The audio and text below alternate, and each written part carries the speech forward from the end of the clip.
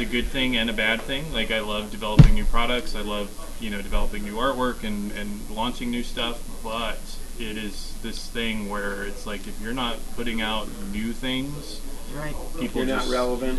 Yeah. So I mean, it is a tough balance there, and especially for us, because we not only do a lot of new cigars, but we have our limiteds, which for us usually are annual releases, right? They come back year after year, so we have to find that balance between, okay, how much new product is coming versus people's old favorites. Sure. And who's going to get upset, if morphine isn't coming back this year or whatever it is, So it's a tough balance in terms of the business too. And it kind of rolls down to the retailers too, because we get people coming in, guests coming in, and they're like, so what's new in the humidor? It's like, oh my gosh, because they're always wanting something new. They want to see a new box in there, a new cigar. I got one of my regulars. I call him the flavor of the week. It's every week. Oh, this is the best cigar I've ever had. And next week it's something completely different. Oh, it's the best cigar I've ever. Always. But and another thing that gets me too is, I think I've talked to you about this. Another podcast, they review cigars and stuff, and I've talked to the guys that run the podcast. It's like, you guys review these cigars and you review the limited edition stuff, and then you give it a really high number, and I get people like, oh, I want to try that. Well, that was nice. That was out 6 months ago. They're not available anymore. It just frustrates the hell out of me as a retailer, because it's like, yeah, and I mean, it doesn't help any individual retailer, but it goes back to what I was saying about the record going hunting for records. There are places we'll get out on the road and we'll go into a shop and we'll see something that we put out 2 years ago, and for whatever reason, maybe it didn't have a good spot in the humidor, maybe the retailer didn't get behind it, maybe the people just don't know, right, for whatever reason. And it's like, and I actually will reach out to people that I know that like that cigar and say, hey, did you know that this shop in state X, and they have this? Yes. So I mean, that doesn't help you as an individual when you're sold out of it, right, but it becomes like some of the guys like the chase. Yes. Yeah. Oh, they like that chase, that hunt bourbon for it. For me, right. Yeah, but I'm learning. But then some of them too, they want that limited edition, and when I have to chase it down from another retailer, now I'm not going to get as good a deal. Well, I think some of the reality is we could make any of our core lines in LE and it would have that status. Oh, yeah. Okay. So it's always a little bit of forbidden fruit, but what we have to base our business on, I don't know, I'm transitioning more into business stuff, is what, sustainability. Right. What are the things that people, I mean, we've brought products from LE status into the core line. We just did it this year with the Santa Muerte. Right. We did it with the Deliverance porcelain that was in LE before. Yep. We've done it with the Killer Bee Connecticut. First Correct. was a PCA exclusive. Yep. Then we did it as an LE, and then the demand just remained so high that, all right, we need to make this as a core line. Yeah. Okay. And we had to resource the materials to be able to do it. So. Yeah. Right, but that's one of the frustrating things for me on that part of it. Oh yeah, I want that. We never leave you behind, D. No. Well, you guys can maybe both speak to this and from different perspectives. How has the cigar industry evolved in the last 10 years since you guys started? And what are maybe, I know you said you kind of have to keep up with it. What are some trends we should be looking for, or trends you guys appreciate, and maybe trends you're like, enough of this, can we just stay the way things are? Could you guys elaborate on something like that? I can. I would say what I've seen in the last 10 years for brands like ours has all been very positive. Okay. Right, so I kind of explain it to people like this. If you look at like a pie chart, right, you got 90% of what I call people that smoke cigars. Sure. And then you got like 10% of cigar smokers. Right, and the difference between those two is people that smoke cigars don't follow the industry. They don't really know anything about brands like mine.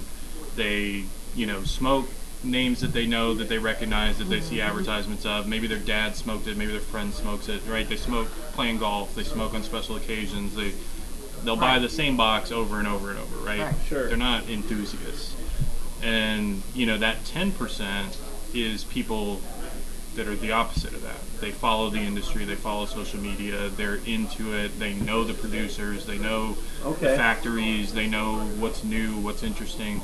And I think in the last 10 years, we've definitely seen, that 10% just keep growing and growing and growing.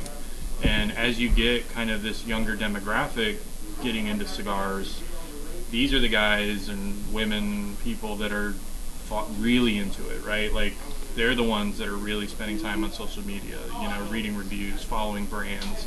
They want to know why you're different. They want to know what tobacco is it, why are you using it, where does it come from, all these different things. So I think you're seeing a big shift, and even the difference that we've seen over the last 10 years has been really huge. And I love seeing that the industry is headed that way. Yeah. I don't even know if that's unique to just cigars, like spirits and everything. Yeah, exactly. People want something that someone created, artisans, right? And instead of just the same old stuff. I always equate cigars to the craft beer movement, right? Like, 25, 30 years ago, Budweiser never thought they were going to lose 50% of a cold case to small microbrews, right? Yeah. Same thing in the cigar industry.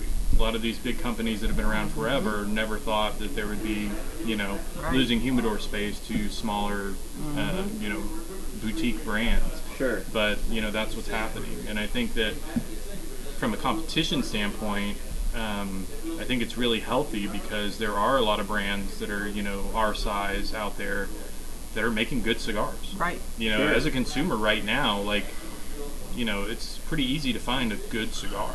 Yeah. So it keeps brands like ours that probably helps all of you. Yeah, I mean, we have to keep motivated. We have to keep hustling. We have to keep innovating, doing new things, different things. So I think right now is a very, very good time for the industry. I think the growth is really good.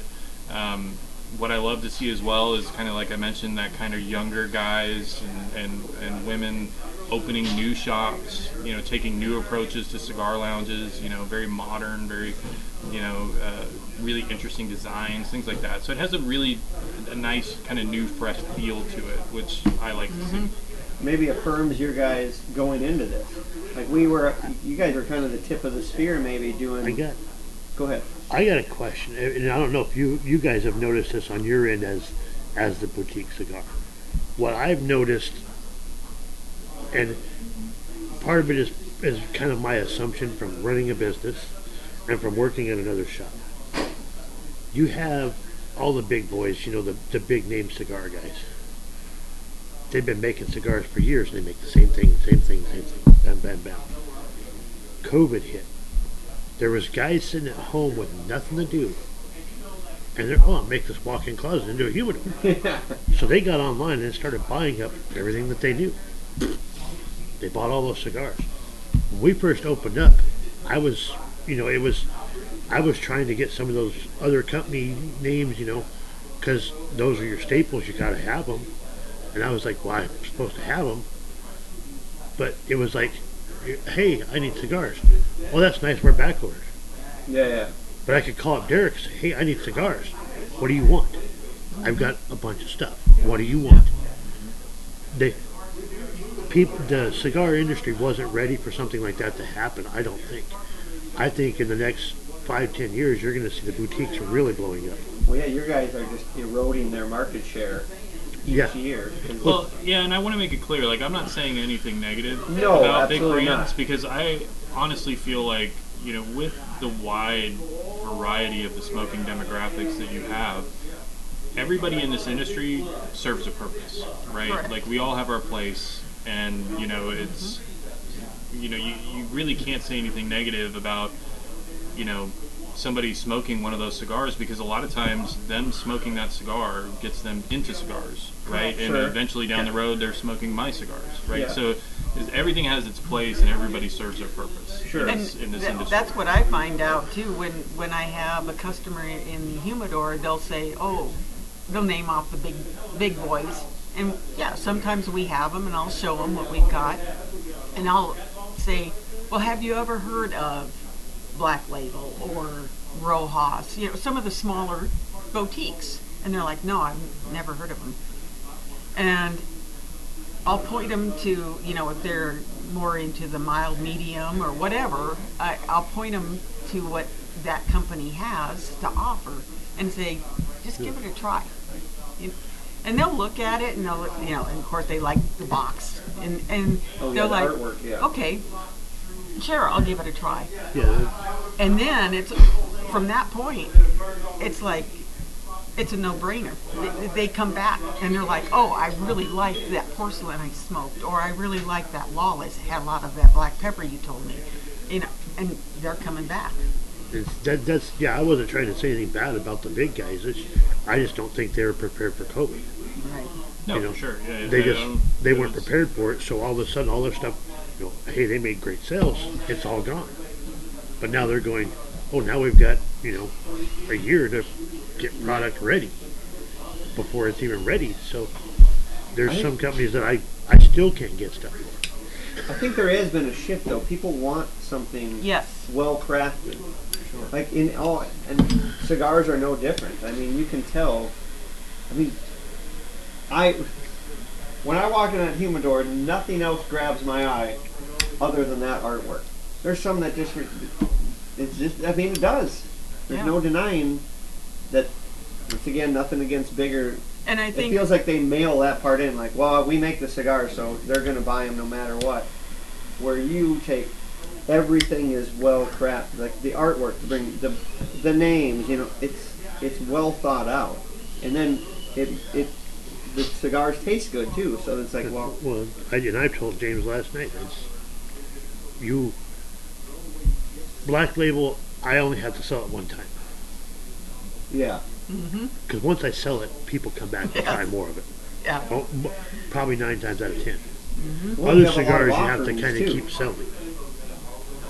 Well, one of the big changes that I've seen from my side of things is, this space, this boutique space, has become more competitive because there's been more entrants. But over those years, it's been boutique in the last, 7 to 15 years. There have been a lot of companies that have come, but there's been, what I've seen in the last 4 or 5 years is there's been a lot more companies that have gone. Yeah. And that's not to be disparaging to anyone. No. What that means is it's sort of a trying to play, king of the hill, trying to get to the top. You're competing for the consumer's attention, not just their dollar, but their attention. Right. We want you to join our group. We want you to engage in the artwork. We want you to listen to this podcast. We want you to know that this is my local and come over here. We can meet and do these kind of things. Which is why we do events. Which is why we make posters. Which is why we, And so that whole well-rounded aspect is part and parcel of that. And our company, we're blessed that we have the 4 of us are very talented in our lanes, and it's made for a nice stew to help us continue to climb. Right. Yeah. Right, and now after having the shop for a year and a half now, to me, at first it was like, okay, I get reps constantly, give me something. You gotta try this. This is the newest thing. And you want to try it first. When I know when Black Label puts out an LE or an event, I don't necessarily have to try it before I'm calling up Jody and saying, hey, I need these. People will come ask. Even if it's not for you. Yeah. Right. Even if it's something maybe not in your wheelhouse. Right. People will come and want. Oh, yeah. Actually, I was excited. The Poison Dart, I was really excited about it when I heard about it. I like Malapinas usually. That one to me was like, it's a good cigar, but I'm not going to it's not one that I'm going to jump after all the time. No, you're going to go in after that B every time. Yeah. I like the B. I like other things. So it's like, it was a good cigar, but it wasn't something that I jumped towards every time. Right. But yeah, like I said, as soon as I know you guys are coming out with something new, Yeah, it's a Jody. No-brainer. Jody better pick up the phone. Yeah, Jody, answer your damn phone. Jody's at a disadvantage because he knows I'm down the street from you. So, But yeah, that's what happens with me all the time. Yeah. Yeah. So you had mentioned, obviously, you had been all over the world and Nicaragua. I don't know a lot, clearly, as you can probably figure out. Why did you decide that Nicaragua was maybe the best place to source your tobacco? I mean, I know it's sourced up from all over, but like your main filler in a lot of your cigars. Is there a reason? I mean, I don't... Nothing in the world compares to Nicaraguan Okay, tobacco. all right. I mean, mean, I'll take the Pepsi challenge every day of the week with Nicaraguan tobacco versus tobacco anywhere else. I mean, it's just, for me personally, I mean, it is everything I love about tobacco. And is it because there's a lot of diverse regions in Nicaragua, so it offers a bunch of... The soils. Yeah, I mean, the variety of styles of filler tobacco that you can get out of Nicaragua, like, you just don't see that in other places, right? Okay. Like, Dominican, you can kind of pick out Dominican tobacco, right? It has a very distinct profile, That's very what you were distinct, Okay. you know, and the Dominican is very small. The growing regions are very small, right? So you're not going to get a huge variety. I like Dominican tobaccos, Sure. but what I love about Nicaraguan tobacco is when you know, like what we do on our tours, our blending seminars, when you smoke what is essentially, you know, the same plant but grown in, you know, Condega versus Ometepe versus Jalapa versus Esteli versus Pueblo Nuevo, like the diversity of profiles and flavors that you just don't find that anywhere else. Okay, so that was an easy choice for you then when you decided. Absolutely. Okay, Yeah. all right. What do you most enjoy about owning a cigar company? And then what is the hardest part, or maybe let's just focus on that, and then we'll maybe answer what's the hardest part here. For me, I like being a part of something that I believe in. Mm-hmm. So, you know, part of me joining the company was, you know, obviously I had to like the people I was going to be working with, you know, I had to believe in the products. Right. So for me, it's just about wanting to be part of something that I love. Yes. And, you know, before Black Label was around, there was a couple of companies that I was following and smoking, but when that came into the shop in 2013, you know, it kind of rocked my socks. So I like the ability in my role. I like the ability, like I said, even though I don't do a lot of personal stuff on the travels, I like being able to get to different parts of the country. I like having being able to, one of my skill sets is, I grew up being a baseball card collector. So organizing things and numbering things and lining things up to be operationally functional was something that I was always really good at. So when I came on board, one of the things that I've really enjoyed is seeing the success of our systems that have come into place on the U.S. side. That, you know, I'm pretty humble, but I'll say, you know, I'm proud of that. So it gives me a sense of feeling good and purpose and knowing that I'm contributing something to help it be better. Yeah. Yeah. How about you, James? What do you enjoy most about owning? You know, I'll say this. We talked a lot about developing cigars, branding, things like that. Like, as much as I love having the two brands, at the end of the day, I love making cigars. It's a creative outlet for you. Well, you know, it's being at the factory. Okay. It's, you know, being able to, so it's kind of goes back to wine, right? Like, for me, I was very passionate about wine because I love this idea of taking something as basic as a grapevine, and depending on where you grow it in the world and how you treat that afterwards, you can take something as simple as a bunch of grapes and turn it into this incredible bottle of wine. Sure. So tobacco's the same for me. You know, you can take this weed that'll essentially grow anywhere, but if you do it in this place and ferment it like this and treat it like that and blend these together, you create this incredible cigar, right? So sure. That's what I'm really passionate about. At the end of the day, it's like, yes, I'm a brand owner, but I just want to be a cigar maker. Okay, all right. You know what I mean? Like, that's where my passion is in Nicaragua at the factory. Every day, just being there, the smells, the people, you know, that's what really drives me. All right. So, conversely, what are some of the biggest challenges you face in the cigar industry nowadays? People's expectations are sometimes unrealistic. There's been oftentimes sometimes I have to be pretty creative in trying to get a message across when I want it. I could do it really quickly and concisely, and there's a lot of people in this industry that are known to do that, but they have enough history and cachet and family blood in it that there's really not a lot of consequence for them if they make somebody upset. Right. I have to figure out a way to convey ideas to retailers when they're asking me for something that I can't do, for them to understand, but put it in terms that relate to them. Like, for me, it's product availability here, but I'll give you a quick example. And James and I have spoken about this many times, but sometimes the shop may want exclusivity of our product within a certain range, distance from their competitor. Okay. Yeah. And they say, we want exclusivity to carry your product. And I'll say, well, okay, here's the thing about that. You want exclusivity because of your competition 10 miles away. My competition is 10 inches away on your shelf.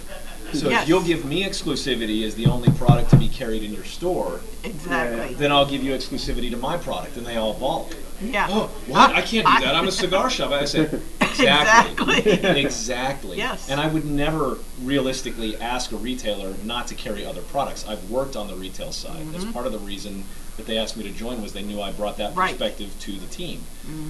So that's the most challenging part for me. Expectations. Yeah, and then management.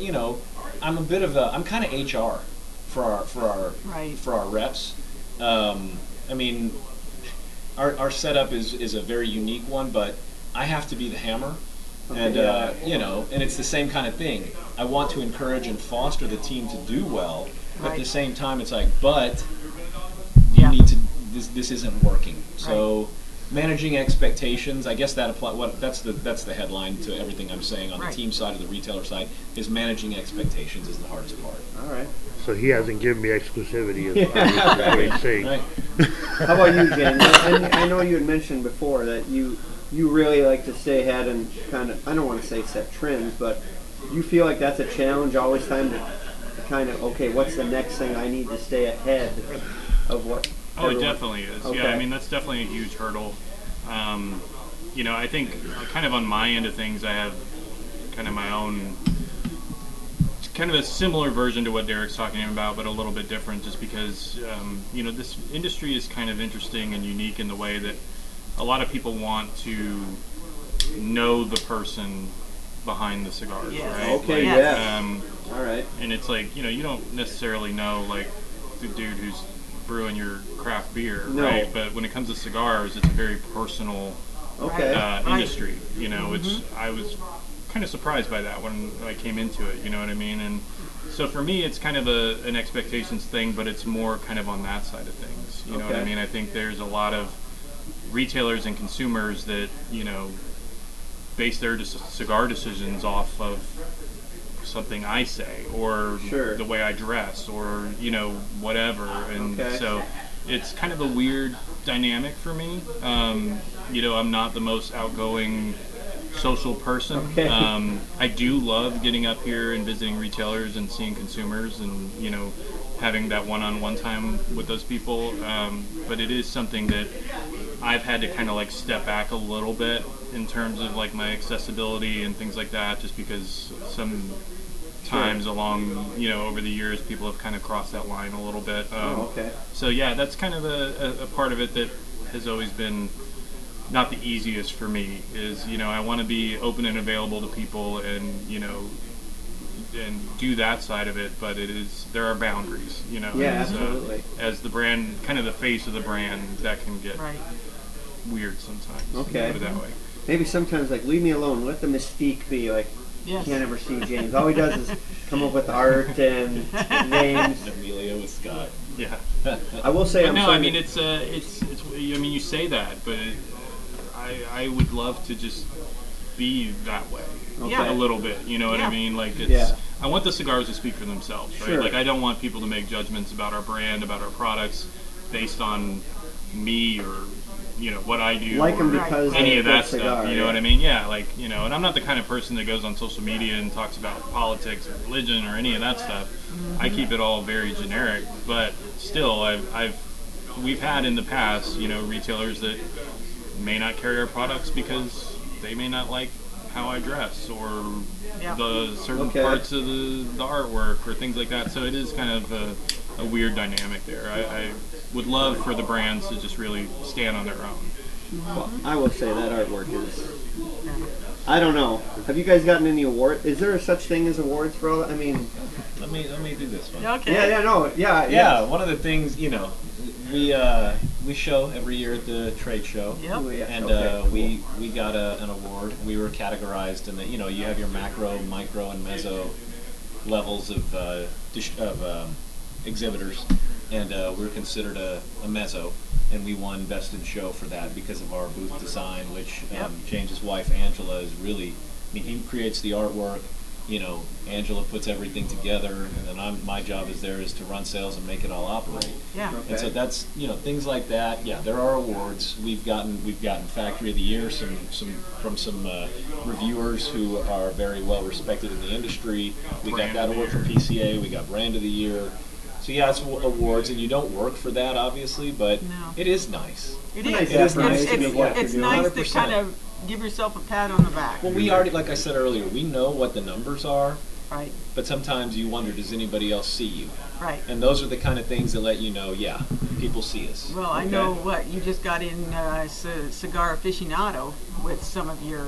Yeah. Really? Yeah, our Santa Muerte scored a nice 93, and it was funny because our distributor was asking me to send him the article, and I went to the website to look for it, and I saw the picture of the cigar, and then I saw a 91 next to it, and I go, wait a minute, we had a 93, and then I read it.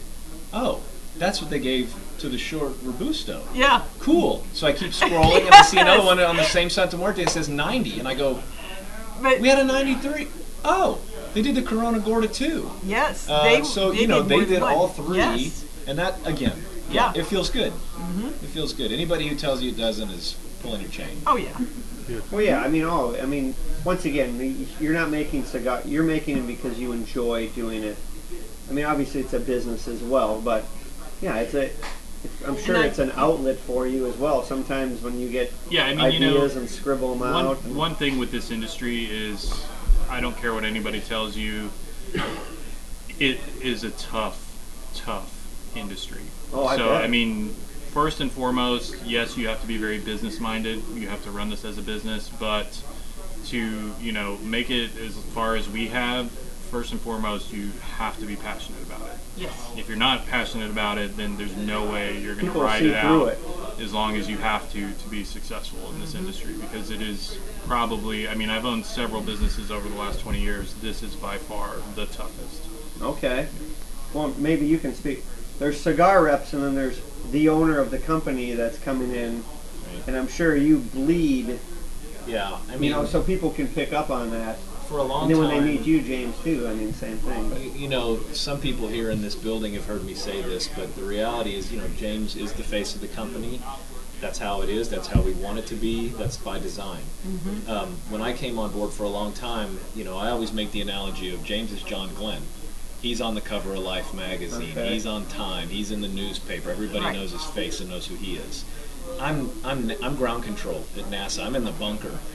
For a long time it was that way, and Yeah. the team kind of had to pull me aside and say, "Listen, people get excited about wanting to meet an owner. Like Yes. they need to. Yeah. I mean, our reps are out there grinding every day. Everybody Yes. knows them in their territory, but I had to do a better job of letting people know. And it's still, I don't come by that naturally. Yeah, But it's I hard. do make the effort now, Right. and I have to force myself to say every time, "Oh, my name's Derek. I'm one of the owners of the company and the national Exactly. salesman." "Oh, you're an owner? Really? Yes. Will you sign my poster or my box?" And that always just weirds me out. It's Yeah. really funny to me, but I do it, Yeah. and I think of myself like when I've come across somebody that I respected their work, and I've been, awe is too strong of a word, but when I've thought, "Oh, that's really cool," I know what that feels like. Right. So I always want to give that, because I like.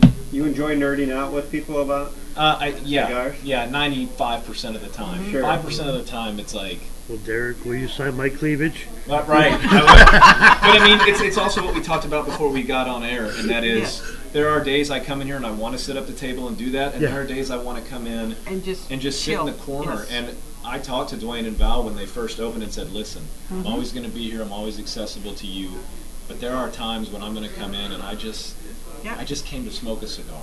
Let me You be. know. Yeah. Okay. It's, like I said, Yeah. sometimes I like smoking by myself. Yeah. And it's hot. Yeah. I I know. So, Yeah. Well, I think we learned a lot about cigars, and especially you guys. I mean, my mind's blown. I'm looking forward to watching this one back again because Yeah. I've learned a lot. So I kind of want to ask you guys a little bit about business, and then we'll put a bow on this. This probably seems pretty self-evident, but who is the ideal customer of Black Label Black Work cigars? there's a guy sitting over there off camera that you can't see. Yeah. He's our rep now. Okay. His name's Jody. He's the territory rep here. Okay. And he was an early adopter since 2013 of Black Label. He's engaged. He doesn't cross those boundary lines. I mean, he's on the team now, but when he was a consumer, he came up. He wanted to know about the products. He smokes the core line. Yep. That's what we want to see is Yep. people who get behind the core. Yes. Okay. I could probably keep flapping my gums, but really, I want to see people that are engaged in the company to the degree that they like smoking the core lines. Yep. And it's great that they get the gravy of an LE that comes along.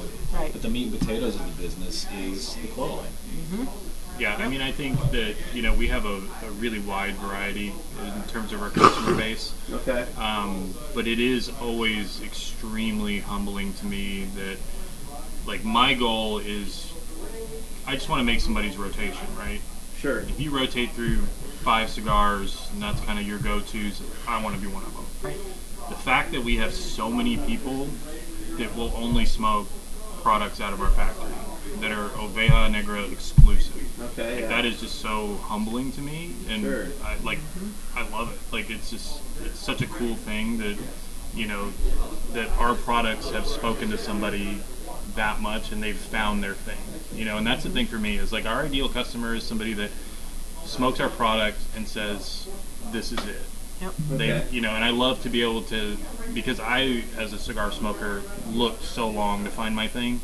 To be able to provide that to somebody is just awesome, and I think it changes their whole cigar experience, right? Like, because they've found kind of their niche, what they've been looking for. So, Yeah, you talked earlier about, what are we, he's into the shoes and I'm into the, the records and things like that.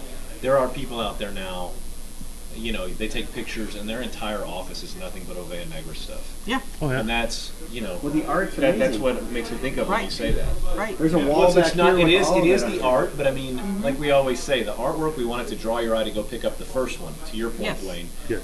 But after that, it's like, it's cool that they're putting up the artwork and doing that, but these aren't guys just putting the artwork up.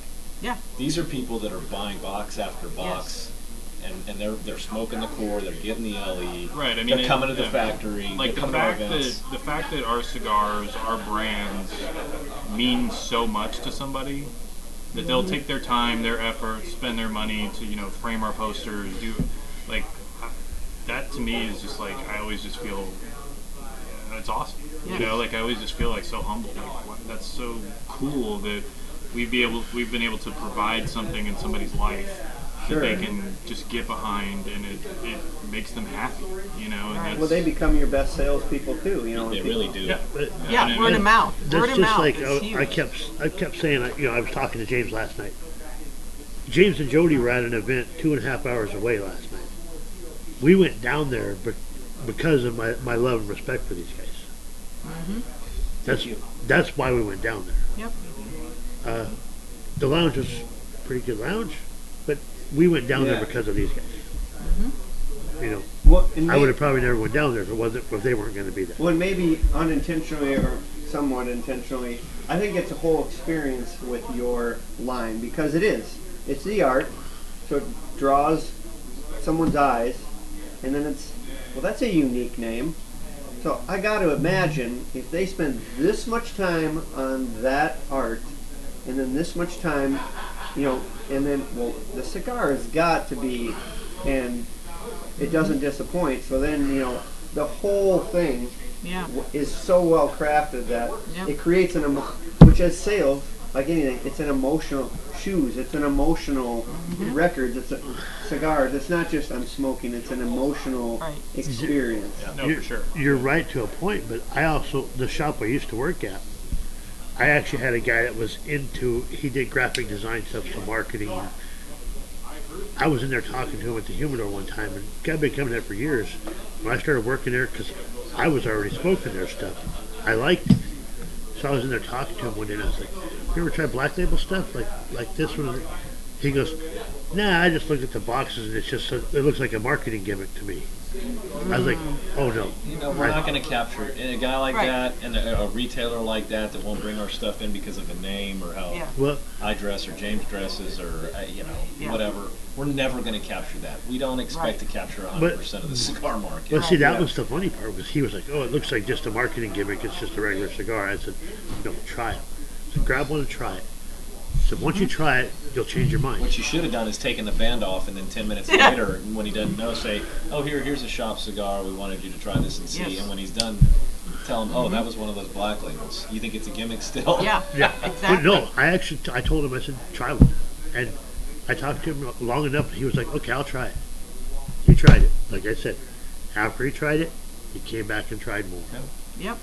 Well, for me, it's the experience. Like, sometimes I'll just walk in and grab a cigar, but to walk in and, like, look it all over, like when you go to pick out shoes or go to the record store, you look at it, you enjoy the whole process. And I think your brand has created the process of selecting a cigar to smoke and enjoy from beginning. This isn't the beginning of smoking. It's walking in, seeing it, and now hearing the story, which is why I'm glad you're telling us the story and realizing there is a story behind the cigar. I think it's cooler even that you don't have that legacy. How that one just hit me. That you're really creating an amazing legacy with your cigars. Thank you. I think it speaks to the organic nature of it. There's a lot of people that come into market and they're doing it for the sake of cigars, but it didn't come into it organically. And this thing has grown and built in that way. Authenticity. Yeah, exactly. Yeah, I mean, authenticity, that's the thing yes. is, like, you can't create that, right? No. Like, people try, Yeah. and it doesn't work. But yeah, I mean, the lines, the branding, the imagery, the cigars, it's authentic. You know Yeah. what I mean? It's all of us wrapped up into a product, and I think that comes through to people, when they smoke it, when they see it. So People want to be spoken. I mean, they want that experience. We're tired of the BS. Everyone's tired of the BS. And I seriously, the art, you can't. We excel at BS around here. Well, we do exactly that. Okay, well, Yeah. So what other type of businesses do you think, and maybe you guys, obviously, I'm sure you explore this. Not that you don't, James, I'm sure you do. What are some good businesses that are good for you to partner with? Or would be in the future you think you would be good for them and they would be good for you? You guys ever explore that thought? I don't know. I mean, Beyond what you do I now? want to say this first before James goes because I feel like he's probably going to have a very different answer than me. But I feel like we've kind of thought about that and discussed it and explored it. And what's worked for us is doing our thing. That's not to say we would ever be shut down to any of those opportunities, but there's a lot of different partnerships that go on throughout the industry, and some of them are successful. Very few. There's some that are successful, but they're very few and far between. But for us, it's just kind of a head. Like, I got this hat on. It's like I can only see right here, right now. And some people would criticize that and say, "Well, you're missing out on all this out here." But this is working. Yes. Why? It's working. Right. So ain't broke, don't fix that's it. what I have to say about it. I don't know how you feel about that. yeah, I mean, I think that like I mentioned early on, like when we developed the branding, we wanted it to be very kind of wide variety, right? Sure. Like not cigar specific. Like you'll notice on our signs, on our imagery, on our T-shirts, on our hats, nothing says cigars, right? Yeah. Actually, that's brilliant. So, like I said, I mean, I think that our branding has the potential to be more of a lifestyle product.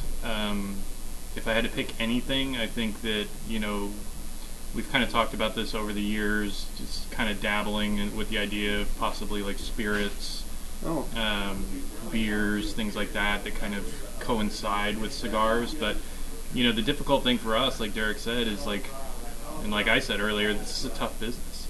You know what I mean? And it's a grind every day. And 10 years in, I'm still, every 6 weeks getting on an airplane and coming up here and doing events and making rounds.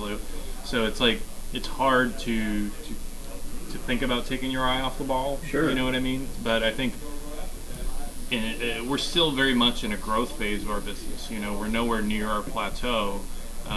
We keep growing and growing every year. And I think that, that right now is our focus, is really just keep growing the brand. And Okay. you know, like I said, at the end of the day, like I just want to make cigars. So you know, people oftentimes will ask us about the swag stuff, the t-shirts, the this, the that, you know, and it's just like, Yeah, man, I'm not a it's- clothing company. Yeah. Like, I just want to You're make into cigars. cigars. Like, I Yes. love that you want to wear the t-shirt, but I don't want to spend my time making t-shirts. Right. You know what I that's mean? not Like, your passion. right. Right. Like, In I, this business, that's not your right. passion. So it's one of those things where I think the potential could be there. It could be an opportunity that we look at in the future. But Okay. you know, for right now, I think we're all just very focused on getting the brand to where it Yep. can be. Be consistent. Okay. I got. You were saying Coke and Dr Pepper. Start Black Label soda. Black Label soda. No, Wayne, here he every time goes. I come in here, you got Dude. a new idea, and all I can say is I am full of ideas. thank you. I'll be sure to write that one Does that, down. does that think you start with an F? Yes. I mean, maybe you're not concerned about this, but why should? Well, maybe you are. Why should customers choose you when there's thousands of options? I mean, why you guys? I mean, I think because we do bring that authenticity, we do bring a unique cigar smoking experience. That's all I got to say about it. Well, Yeah, it's you guys being you. Yeah, You I know, mean, and, you know- and with the product you put out. I mean, I'll say this: we're not the brand for everybody. You know what I mean? Like, Sure.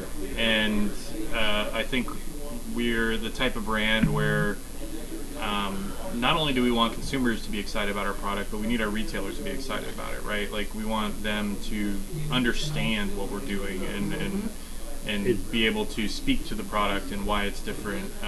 So I think that, you know, like I said, we're not for everybody, but I think that the people that do, you know, happen upon our product and fall in love with it, like that's the people that we're targeting. Okay. And you know, that group of people keeps growing year after year, which is awesome. Yeah. But yeah, I mean, it's just, I would say that the other thing is you can't pick up one of our cigars and smoke it and say, I feel like I've had this cigar before. You know what I Okay, mean? Like, yeah. like you're not going to be Right. able to take a last rites and say, this is like these other cigars I've smoked. Right. You know, and that's kind of our goal, is Okay. to stand out and be unique, and I think we do that. So, I mean, that's kind of, Yeah, it's I've met cigar company owners, and you can see them one time they're in a t-shirt, but when they're at something important, they've got their little suit on or their jacket. Yeah. They represent something different. Every time I see these guys, this is them. Yeah. Well, It that's doesn't- it. Yeah, you're not it's them. changing for a certain Yeah. clientele or It- people. and You're, it's same with me. I mean, when they see me, this is me. I'm Yep. Yep. Yep. this would probably be more a question for you, Derek. You think it's important to network and sew into other small businesses, because that's probably really who's selling most of your product, right?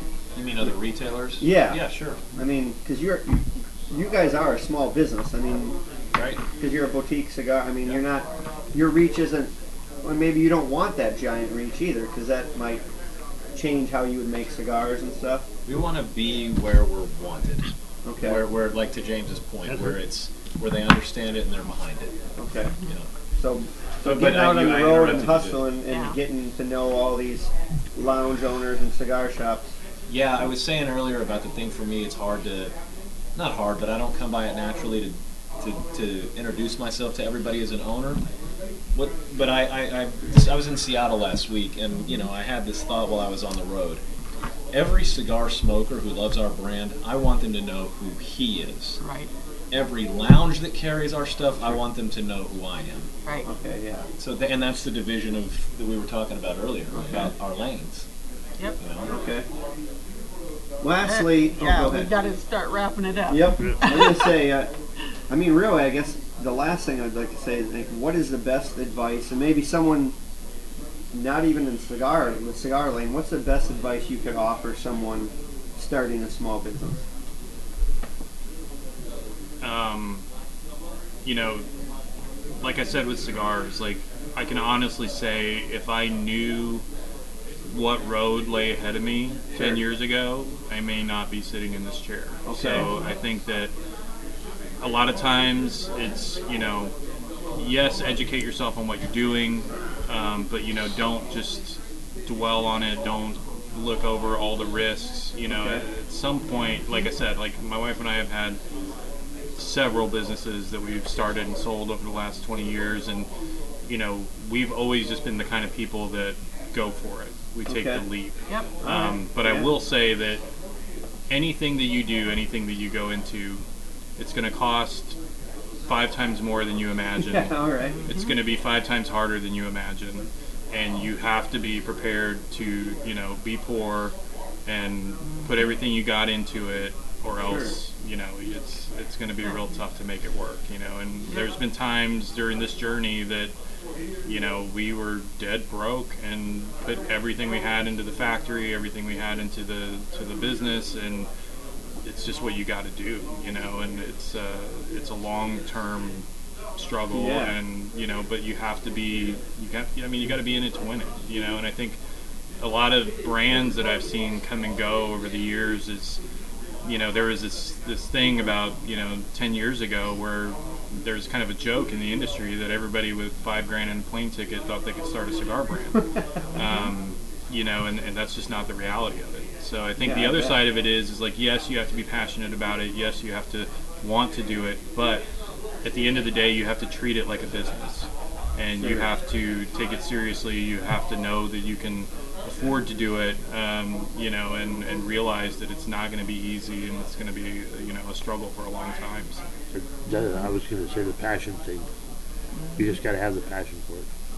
I'm honestly, just like me and Val, we own a cigar shop. Our passion is for people. Sure, absolutely. Because we sit here and we talk to people every day. Yeah. You know, it's not so much about the cigars as it is about, hey, how you doing today? Yeah, you get And we've to know got 'em. a lot of really good friends that are here every day, pretty much. Yeah. But then, you know, the passion of the cigars. Yeah, the passion of cigars comes into play too, but that was it for us. Yeah. Well, that's really all I have for you guys. This has been a pleasure. I know you threw a lot of information at us in a good way. I learned a lot. I'm hoping everyone else that watches and listens will have learned a lot. Yeah. They'll have a much greater appreciation for, you know, boutique cigars and the effort and the passion that goes into it. So I know I can speak on behalf of these guys and all of us that smoke your cigars. We appreciate you taking the time to come up here and visit with us and talk about your passion. Well, we've talked about doing it for a while, so I'm glad we could get James, you know, Yeah. as part of his travels up here to make it work. Yes. Thanks for thank having you us. for Yeah, I making the appreciate time. you guys being here. Yes. I really very do. much. Thank you guys. All right. very much. It's a wrap. If you like the video you just watched, hit the subscribe and like button.